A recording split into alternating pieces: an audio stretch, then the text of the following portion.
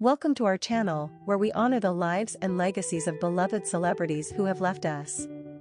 Join us as we celebrate their remarkable contributions and pay tribute to their extraordinary talent.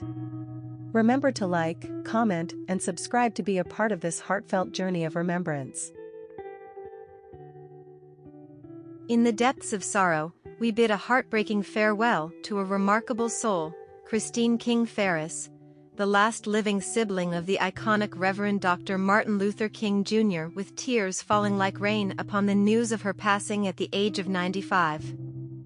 Announced by her niece, the Reverend Bernice King, her death leaves a void that cannot be filled. The statement offering no solace as to the place where she took her final breath, leaving us to contemplate the vastness of her absence. As Dr. King's elder sister, Ms. Farris stood resolute by his side, a pillar of unwavering support both politically and personally. Her unwavering dedication was exemplified in her participation in historic events such as the March for Voting Rights in Alabama in 1965 and the March Against Fear in Mississippi in 1966. In a gesture of profound love, she even provided him with the means to purchase his engagement ring. Her life was marked by tragedies that would have broken spirits lesser than her own. The assassination of Dr. King in 1968 cast a dark shadow over her existence.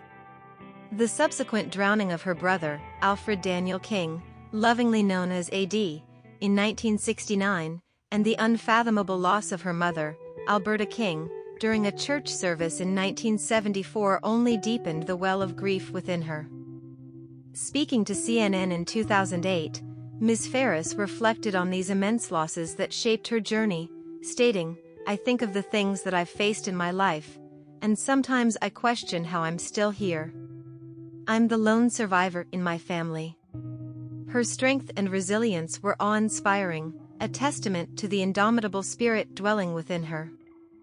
Driven by an unyielding determination to preserve Dr. King's precious legacy, Ms. Farris collaborated with her sister-in-law, Coretta Scott King, to establish the King Center. This non-profit organization remains dedicated to educational programs and supporting research centered around Dr. King's teachings. Across the years, she served as its senior vice president and treasurer, passionately championing the cause.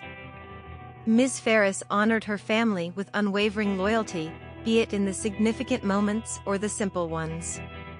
Her involvement in selecting authentic wallpaper for the museum situated in her childhood home spoke volumes of her dedication.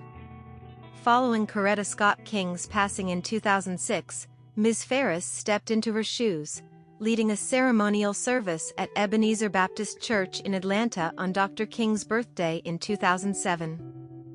Just weeks ago, she graced the pews as President Biden's words echoed through the sacred space, paying tribute to her beloved brother.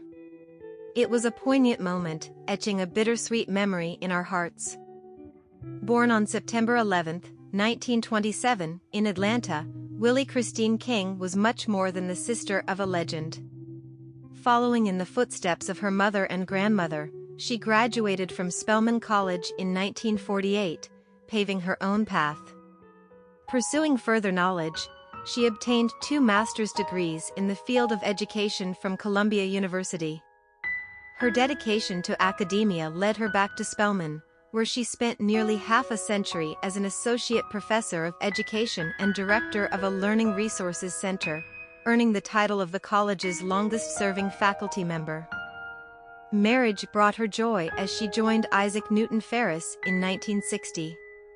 Together, they raised 2 children, Angela Christine Farris Watkins and Isaac Newton Farris Jr. The full list of her survivors remains yet undisclosed, but her legacy imprints upon the lives she touched. Ms. Farris's love for her brother transcended mere words. In her poignant writings, she unveiled the man beyond the legend.